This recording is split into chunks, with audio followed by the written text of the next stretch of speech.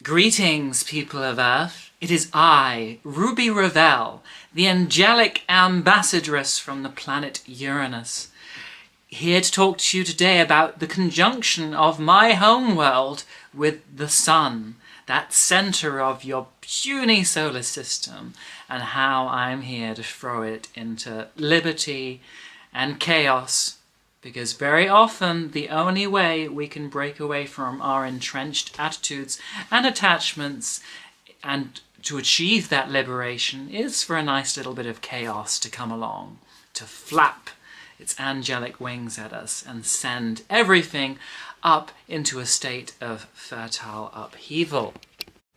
But we can't know where we're going without taking a little look at where we've come from, which is why I want to begin this by talking a little about Sun in Taurus's square with Pluto, which is going to separate on May 1st, after which the disruptive and liberating qualities of Uranus are more likely to make themselves felt. So, if we think a little about Sun in Taurus's desire to create an earthly paradise, to experience some kind of material permanence and sense of everlasting security and stability that keeps the constant changes and transformations and vagaries and vacillations and vicissitudes of the world at bay. It says, I will create this beautiful little enclosure for myself in which everything is constructed in alignment with my own private valuation of Feng Shui. Everything is harmonious, balanced, grounded, not a single thing is in place. Everything is made to satisfy my senses and to stimulate my need for pleasure and sensuality. And anything that does not serve that purpose will be carefully edited, omitted, and pruned out of existence. But with Pluto in Aquarius squaring Sun in Taurus, it's that little devilish whisper in our ear that says, everything that you value, everything that you love, everything that you care about, everything that you work so hard to maintain and sustain on a daily level, could at any moment be destroyed and wrested from you. And no matter how tightly you hold on to it with your Taurian fingers, in a moment Pluto could come along and kill it with a single swish of its scythe. And that threat to its worldly security and to the things it loves makes Sun in Taurus paranoid, mistrustful, and inclined to close down and withdraw into himself, because he suddenly starts seeing threats to the things he loves and wants to maintain everywhere. There is nothing that cannot potentially have a demonic projection put upon it. It's very much this aspect in which all our own private fears and inner demons and devils start coming to the surface within us. All of these little parts of us that are manipulative, full of terror, and willing to do anything cutthroat and macabre in order to survive and preserve the things that we wish to preserve.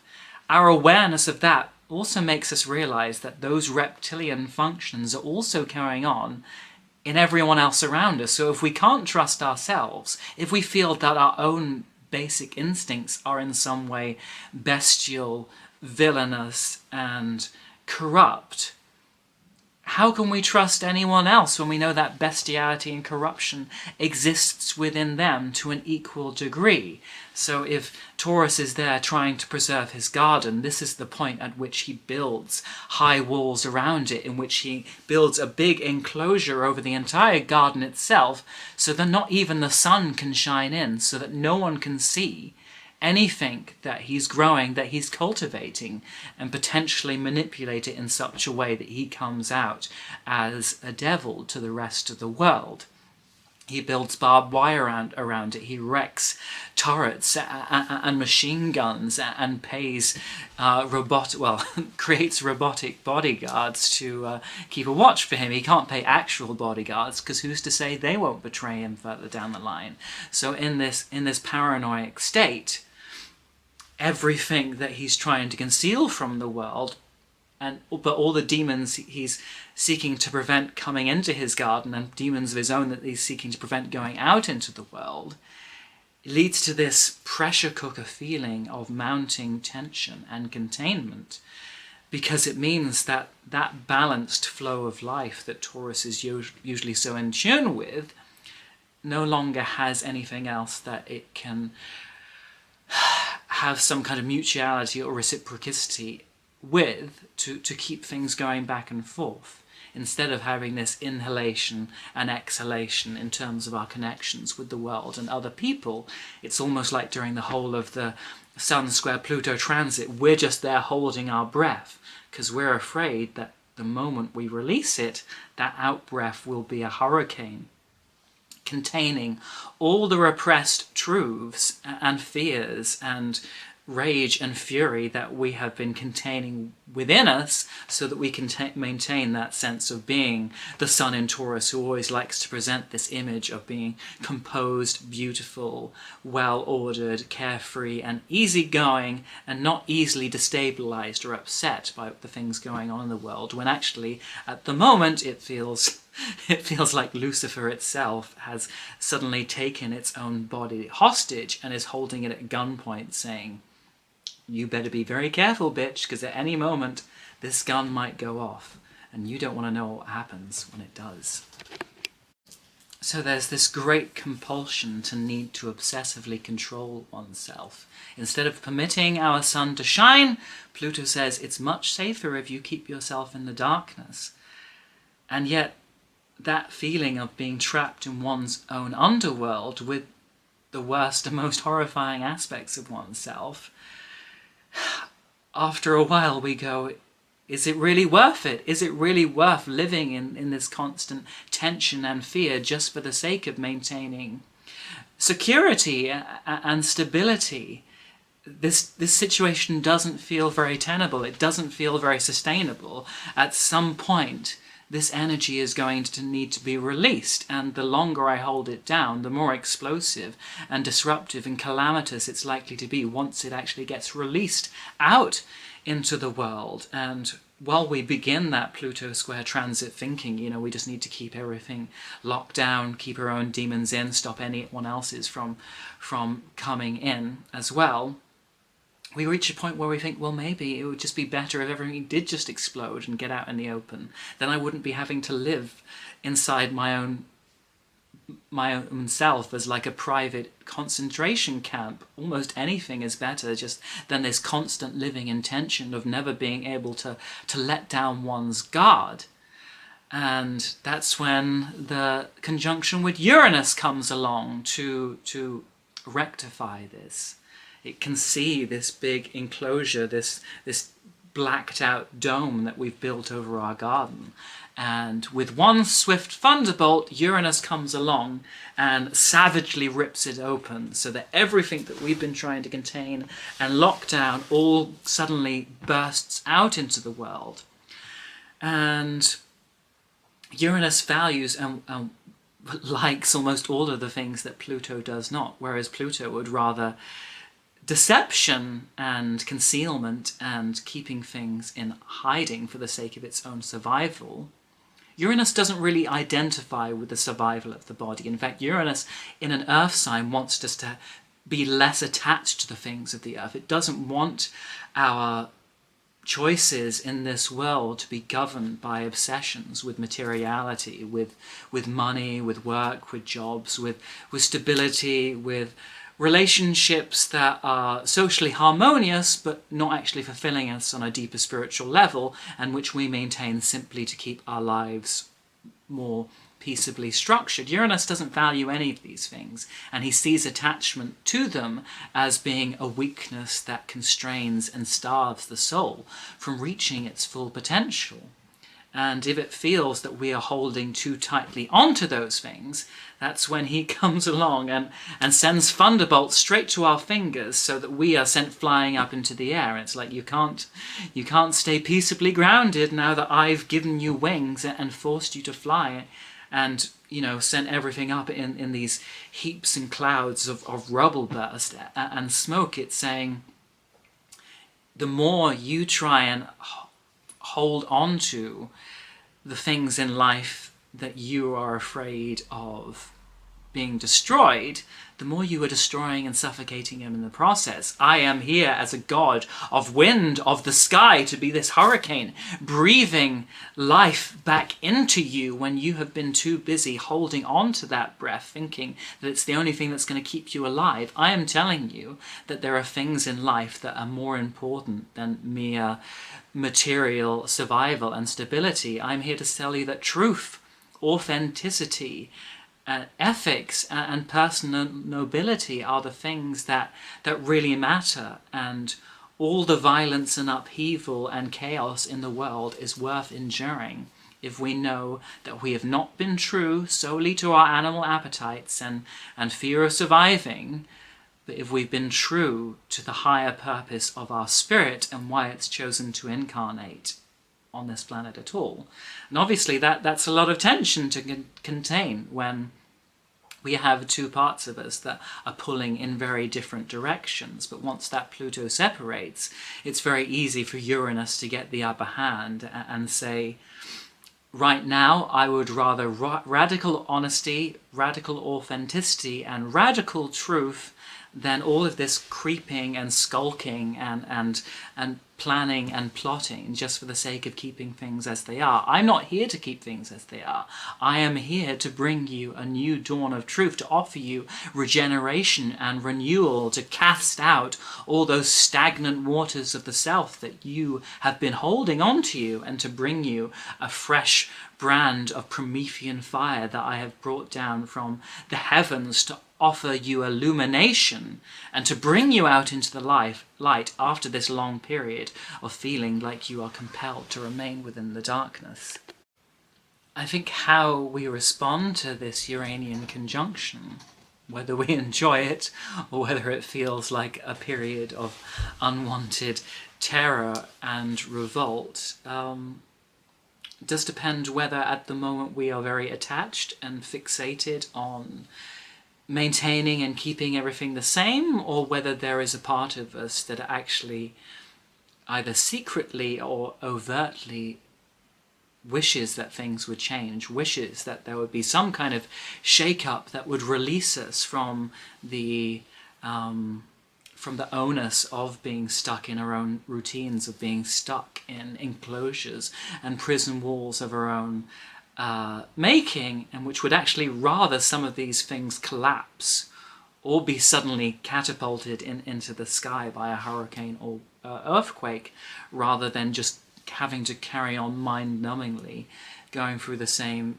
old existence. Because in order to liberate us and to release us from our attachments, whether we want to, whether they want us to or not, whether we want to or not, Uranus does often cause significant breakdowns, breakthroughs, and departures, especially on a material level.